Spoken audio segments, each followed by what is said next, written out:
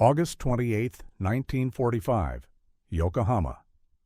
Michiko pressed herself against the wooden wall of the comfort station, watching American soldiers file through the door. Her body trembled, not from fear of what they would do, but from confusion at what they weren't doing. The tallest one, a sergeant with sun-bleached hair, had just handed her a chocolate bar instead of unbuckling his belt. But why would conquerors show mercy to those trained to expect only brutality? 6 months earlier, the cherry blossoms had bloomed early in Yokohama, their petals falling like pink snow on the corrugated iron roof of the comfort station. Michiko, 19 years old and daughter of a silk merchant from Kyoto, had arrived 3 days before. The military police had taken her from the munitions factory where she'd been assembling fuses for aircraft bombs. They said she would serve the emperor in a different way now.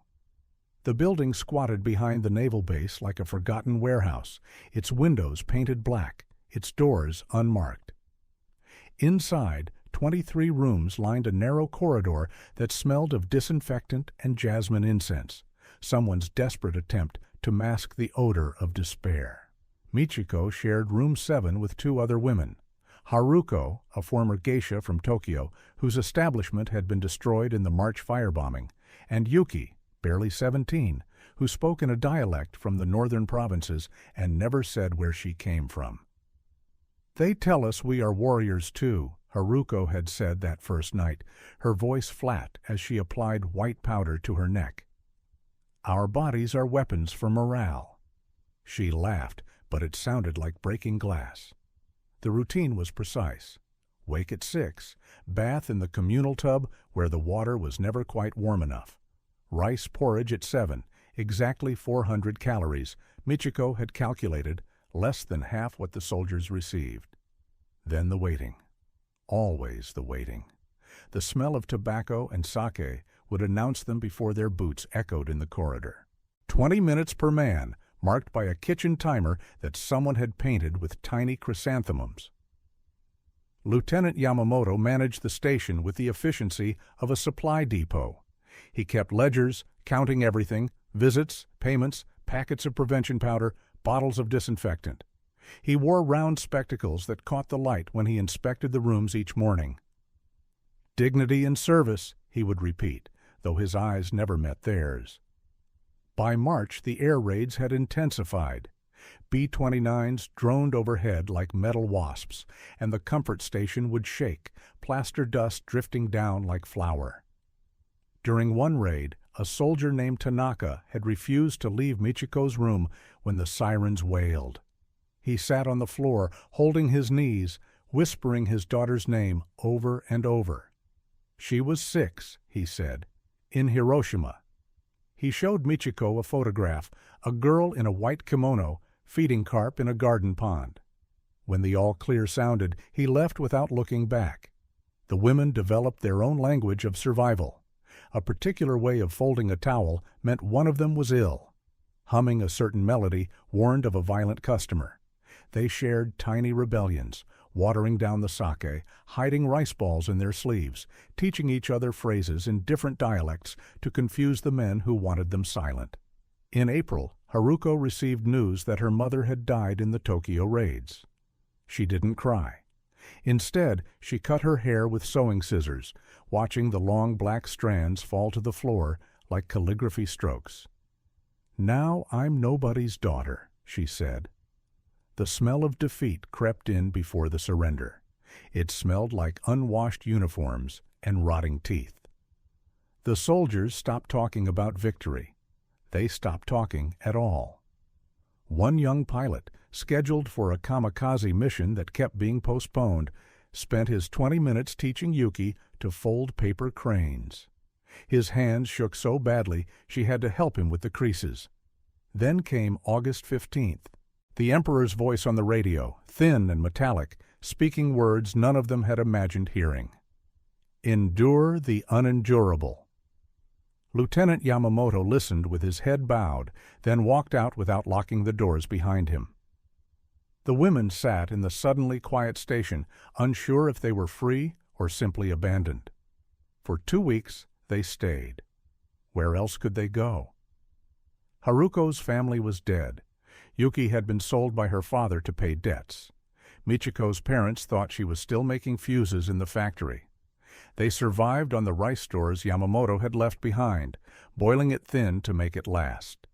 They kept the rooms clean out of habit, though no one came. Then the Americans arrived. The first jeep pulled up on August 28th, its engine growling like nothing they'd heard before. 3 soldiers got out, their uniforms olive green instead of khaki, their faces pale and foreign. Michiko watched from the doorway of room 7 as they walked through the station, their boots heavy on the worn floorboards. The sergeant, the tall one with hair like dried wheat, found the ledgers in Yamamoto's office. He flipped through them, his jaw tightening with each page.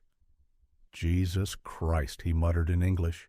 Then louder, in broken Japanese, "You, safe, now." The women didn't understand. They lined up in the corridor as they'd been trained, hands folded, eyes down, waiting. The smell of American cigarettes, different from Japanese ones, sweeter somehow, filled the air. But the soldiers didn't enter the rooms. They stood there, these young men with their strange language and chewing gum, looking uncomfortable. The sergeant pulled out a chocolate bar, Hershey's, the wrapper said, and handed it to Michiko.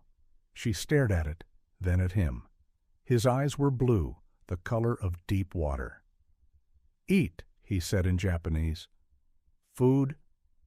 Behind him, another soldier was opening his pack, pulling out small green cans. Sea rations. He distributed them to the women, who took them with trembling hands. Beef stew. Crackers. Instant coffee. Things that smelled like another world entirely. The American camp materialized on the outskirts of Yokohama like a city built by giants. White canvas tents stretched in geometric rows, each one identical, each one impossibly clean. Michiko and the others arrived in a truck with benches and shock absorbers that actually worked. The ride itself was a luxury they'd forgotten existed. Captain Robert Morrison, 32 years old, taught literature at Cornell before the war.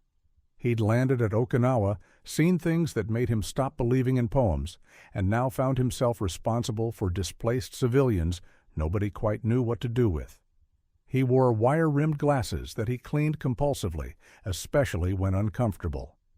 The comfort station ledgers had made him clean them 7 times. The women were assigned to Tent 14 in the civilian sector, separated from the military barracks by a fence and 50 yards of packed earth.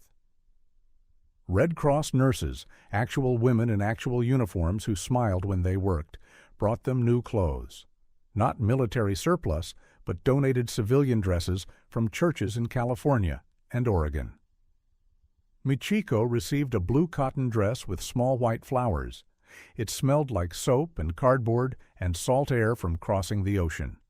She held it for 10 minutes before putting it on.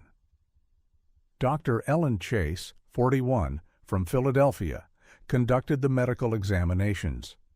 She was built like a ship's mast, tall and unbending, with gray threading through her brown hair.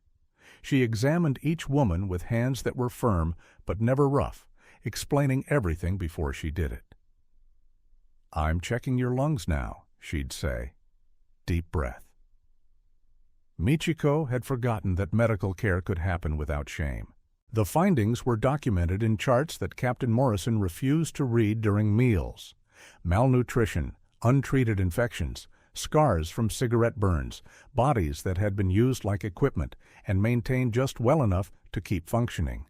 Dr. Chase prescribed calories, antibiotics, and something she called rest, though she admitted she had no medicine for the parts that hurt worse. The camp operated on a schedule that felt surreal in its normalcy. Breakfast at 7, real eggs, reconstituted but real, and bread that came in soft white slices. Work assignments at 8, laundry, kitchen duty, mending uniforms, lunch at noon, free time, dinner at 5, lights out at 10. Nobody timed anything in 20-minute intervals. Michiko was assigned to the laundry detail with Haruko and 8 other women. They worked alongside American soldiers who were being punished for minor infractions, drunkenness, fighting, disrespecting officers. Private Jimmy Chen from San Francisco showed them how the industrial washing machines worked, these massive steel drums that heated their own water and could clean 50 uniforms at once. "My mom runs a laundry back home," he said in Japanese that was perfect because his parents had emigrated from Guangdong. "She'd love these machines. No more heating water in pots." He was 19, slight, with calloused hands, and a photograph of his parents he kept in his helmet. They'd been sent to Manzanar internment camp in 1942 while he was drafted. He didn't talk about the irony, but it hung in the air between them like steam from the washers. The work was hard but clean. The smell of detergent replaced jasmine incense. The machines roared and thumped, drowning out thought, which was its own kind of mercy. During breaks, Jimmy taught them American songs, "Don't Fence Me In" and "Sentimental Journey," and they taught him proper Tokyo dialect instead of his parents' countryside Japanese. Laughter happened sometimes, brief and startling as bird calls. Yuki struggled most with the new routine. She was assigned to kitchen duty, but kept dropping things, her hands shaking whenever male soldiers approached for their meals. The cooks, 2 black men from Mississippi named Lewis and Otis, worked around her gently, giving her tasks away from the serving line. "Peel these," Lewis would say, pointing to potatoes. "Take your time. Nobody rushing you here." At night, the women gathered in Tent 14, 23 of them on cots with actual mattresses and blankets that smelled like mothballs in storage. They whispered in the darkness, comparing days like prisoners comparing sentences. Some received letters forwarded through the Red Cross. Others had no one to write to. Haruko got mail in September. Her brother had survived. He'd been in Manchuria when the war ended, now in a Soviet prison camp, but alive. The letter was 3 months old, passed through channels, translated twice, barely legible. She read it aloud in the darkness, her voice catching on certain words. "I thought I was the last one," she said. Then, "But what do I tell him about where I've been?" The question hung there, unanswered. Captain Morrison established what he called a cultural exchange program, though it was really just an attempt to fill empty hours. Twice weekly, soldiers and civilians could gather in the recreation tent for music, games, and conversation. Most soldiers stayed away, unsure how to talk to women whose ledger entries they'd seen. But some came. Sergeant Thomas Riley, the tall one with wheat-colored hair, brought a guitar. He was from Montana 24, a ranch hand before Pearl Harbor who'd learned music from his Irish grandfather. He played folk songs and Stephen Foster melodies, his fingers moving over strings with the same calloused confidence they probably moved over rope and leather. Michiko watched him during the third gathering, noticing how he closed his eyes when he played certain notes, how his shoulders relaxed into the music. Haruko convinced her to request a song. "Anything," Michiko said in careful English. Riley played Shenandoah, slow and mournful, about leaving and longing in rivers that carried people away. She understood without understanding the words. Afterward, he approached their table. "You like music?" he asked in broken Japanese. Michiko nodded. He smiled, then seemed to catch himself, the smile fading into awkwardness. "Good," he said. "Music. Good." He left quickly, as if staying longer might be inappropriate. The kindness was everywhere, but it came with invisible fences. Soldiers who handed out cigarettes would step back quickly, hands raised, as if proximity itself was dangerous. The Red Cross nurses chatted freely, but never touched unless medically necessary. Captain Morrison held meetings standing exactly 6 feet from the front row of chairs. Everyone was so careful not to harm that the carefulness itself became a kind of cage. "They're afraid of us," Yuki said one night, "like we'll break if they breathe wrong." "Or like they'll become monsters if they get too close," Haruko added. "They've seen what men did to us. Now they don't trust themselves." October brought news from home, and the news was ash. Letters arrived in bulk, Red Cross channels finally opening. Michiko learned that her father's shop had burned in the March raids. Her family had evacuated to her uncle's farm in Nagano. They thought she was dead. The munitions factory had taken a direct hit in April. They'd held a funeral, placed her photograph on the family altar. She wrote back immediately, "I'm alive. I'm safe. I'm in an American camp in Yokohama." She didn't say why she wasn't at the factory when it burned. Her mother's response came 3 weeks later, a single line at the end of a longer letter. "When you come home, we'll say you were evacuated early for medical reasons." The lie was a gift. It was also a wall. Dr. Chase started what she called group discussions, but what felt more like communal bleeding. 10 women at a time in a medical tent, sitting on folding chairs, talking about things that had no names in any language they knew. The doctor didn't push. She just created space and waited.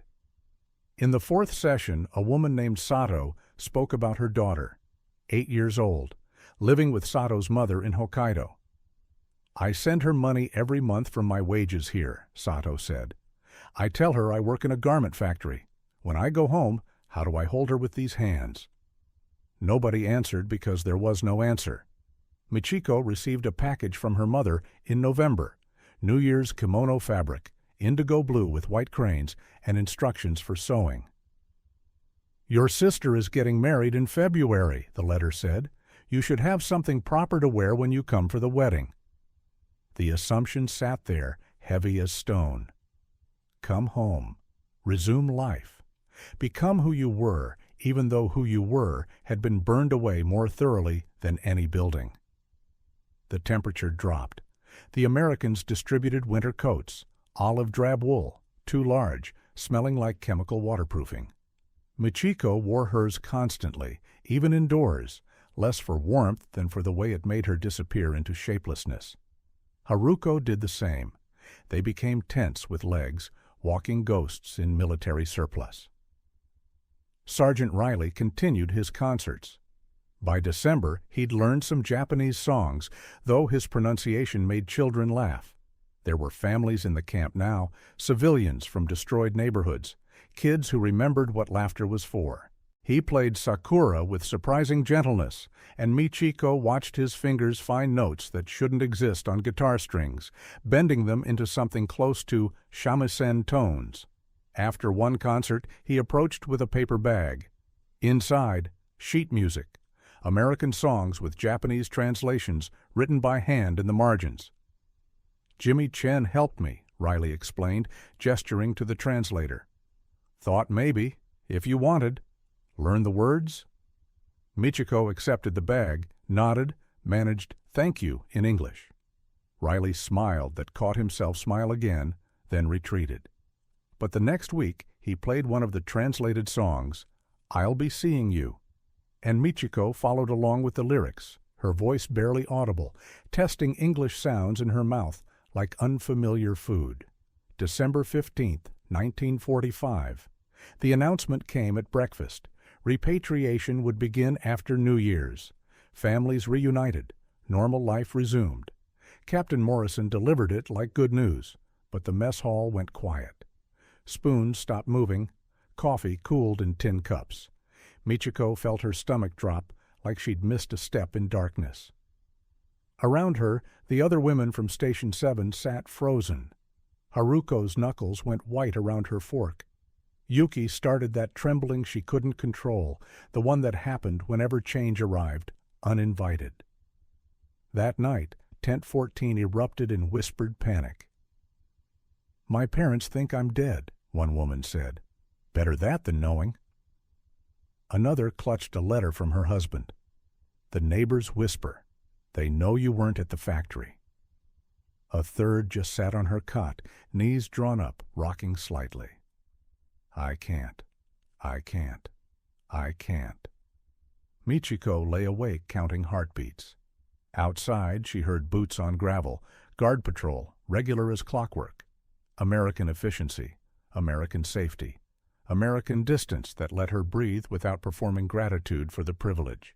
At Station 7, gratitude had been mandatory, measured in compliance, in silence, in how well you could pretend your body was somewhere else while strangers used it. Here, nobody wanted her gratitude. They barely wanted her existence.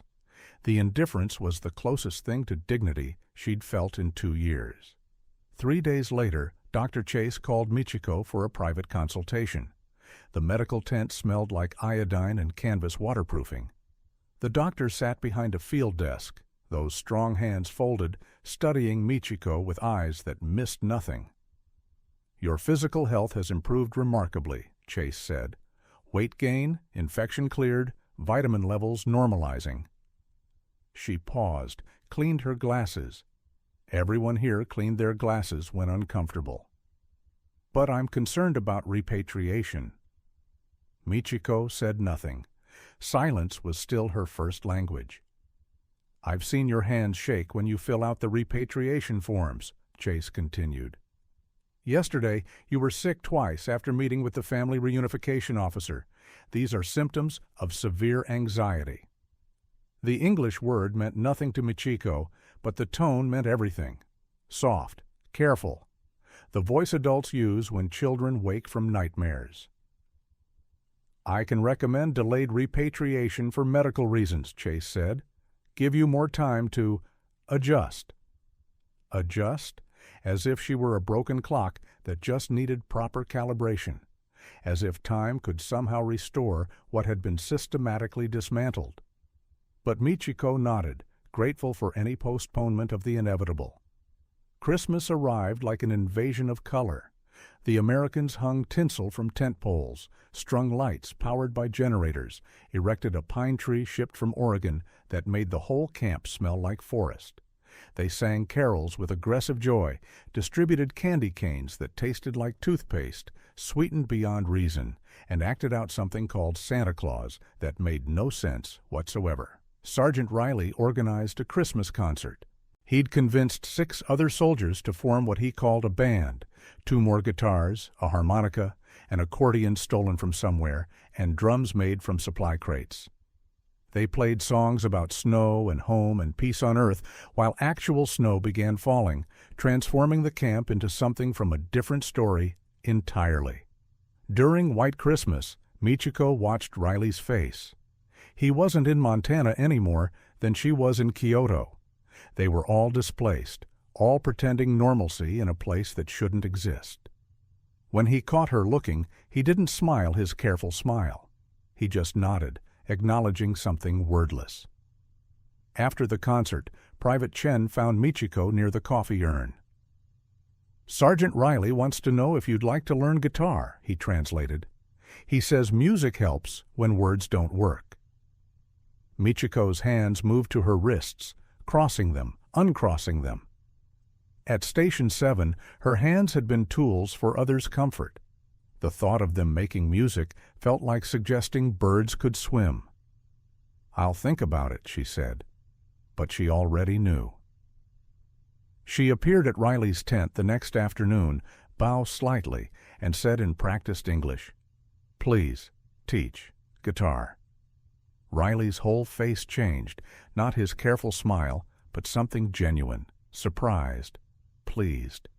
He produced a second guitar from somewhere, its wood scarred, but strings intact. "We'll start with chords," he said slowly. Chen translated, though Michiko was beginning to understand more English than she admitted. The first lesson was disaster. Her fingers wouldn't bend right. The strings cut grooves in her fingertips. Every note sounded like cats fighting. Riley was patient, adjusting her hands with quick clinical touches, fingertip to fingertip only, never grasping, never holding. Still, it was the first time in 2 years a man had touched her to create something rather than take something. "Like this," he demonstrated, making a C chord look effortless. "Press harder. The pain stops eventually." She wanted to laugh at that, or cry. Instead, she pressed harder. They met 3 times a week in the recreation tent, always with others present, Chen translating, other soldiers playing cards in the corner, proper supervision for propriety, nobody talked about, but everyone maintained. Slowly, painfully, music emerged from the wooden box. First chords, then progressions, then actual songs. You Are My Sunshine, because it had only 4 chords and English simple enough to follow. Meanwhile, the repatriation office processed papers with American efficiency. Trains were scheduled, ships arranged, families notified. January 10th was set for the first wave. Michiko wasn't on the list, thanks to Dr. Chase's medical deferment, but Yuki was. The night before departure, Yuki sat on Michiko's cot, hands folded in her lap like she was waiting for customers. "My father will be at the station," she said, "the one who sold me. He'll cry, say he had no choice, that the debt would have killed us all. Maybe it's true." "What will you do?" Haruko asked from across the tent. "Disappear," Yuki said. "Tokyo is full of people who disappeared. I'll become someone else, someone who was never in Station 7, someone who was never anywhere."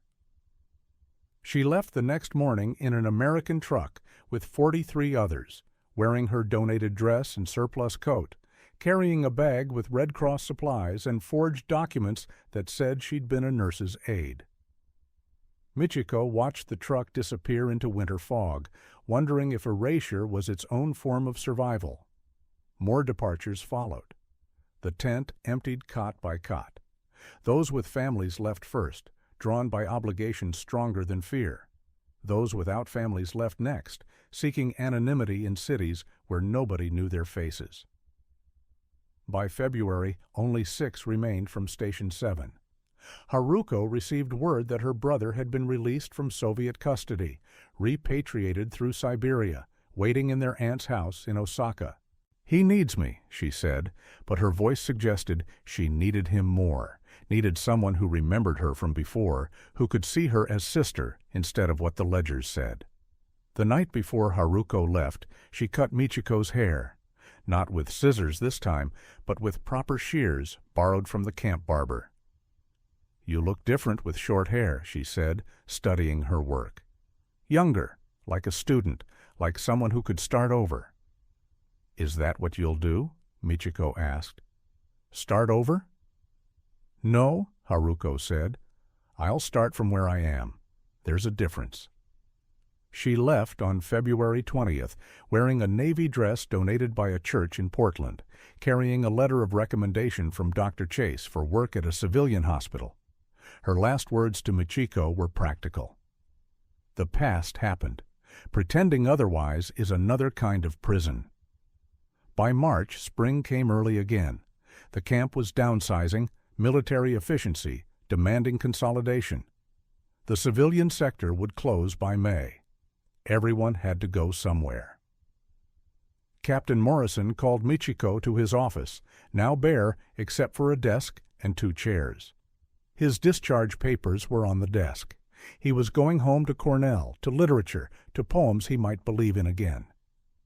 "Your deferment expires next month," he said through Chen's translation, though Michiko understood most of it directly now. "Dr. Chase can extend it, but eventually you have to decide." "Decide what?" Michiko asked in English, proud of the pronunciation. "Where home is," Morrison said. That night she played guitar alone in the empty recreation tent. Her fingers found chords without thinking now, muscle memory replacing other memories. She played Sakura the way Riley had taught her, bending strings to approximate Japanese sounds, making the guitar speak 2 languages at once. Riley found her there. He didn't need Chen anymore. They'd developed their own pidgin of English, Japanese, and gesture. "You play well now," he said. "Better than me on some songs." "You're leaving too," she said. Not a question. Next week, discharge papers came through. He sat on a folding chair, maintaining proper distance. Back to Montana, back to ranch work, back to normal. The word sat there like a lie they both recognized. "Normal," she repeated, tasting the word. He pulled out a piece of paper, handed it over. An address in Billings, Montana. If you ever, America is... He stopped, started over. Music shops need teachers. Small towns need music. Montana has space for people who need space. She looked at the address, understanding the offer beneath the offer. Not romance. They'd been too careful for that, maintained too much distance. But possibility. A place where nobody knew what Station 7 was, where she could teach children to play guitar, where she could be Michiko who knew music, not Michiko from the ledgers. I have family, she said, in Japan. I know. They think I'm someone I'm not anymore. I know that too. They sat in comfortable silence while outside the camp generators hummed their reliable American hum. Finally, Riley stood, gave his almost smile. Whatever you decide, the music is yours now. Nobody can take that. He left the next week as scheduled, his guitar over his shoulder, climbing into a truck with other discharged soldiers heading for the port. He waved once, casual, appropriate, final. Michiko waved back, holding his address in her pocket like a seed that might or might not grow. April arrived with orders. Civilian sector closes May 1st. No exceptions. No extensions. Dr. Chase fought for another deferment, but was overruled. The machinery of repatriation ground forward, indifferent to individual circumstances. Michiko's family sent a telegram. Sister's wedding postponed to May. Please come home for ceremony. Your presence needed. Needed, not wanted. Needed, like she was a missing piece of proper appearance. The forms were simple. Name, former address, current location, desired destination. That last box stared at her, waiting. Kumamoto, where her family waited with their preparations and lies about medical evacuation. Or, she looked at the address in her pocket. Billings, Montana. Music shops, small towns. Space for people who need space. On April 28th, 3 days before the camp closed, Michiko stood in Dr. Chase's tent. The doctor had aged 5 years in one, gray spreading through her hair like frost. She'd saved lives and documented horrors and was going home to Philadelphia, where she'd return to pediatric practice, healing children who hadn't learned yet what bodies could be made to do. I need a letter, Michiko said in clear English, for immigration, for work, for starting over. Chase studied her for a long moment. That's not repatriation. No. Your family? They mourned me already. Let the dead stay dead. Chase pulled out letterhead, began writing. You'll need a sponsor, American citizen, willing to provide employment and housing assistance. Michiko placed Riley's address on the desk.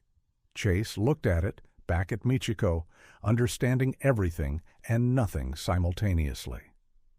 This is irregular. Yes? Possibly impossible. Yes? Definitely not what anyone expects. Exactly.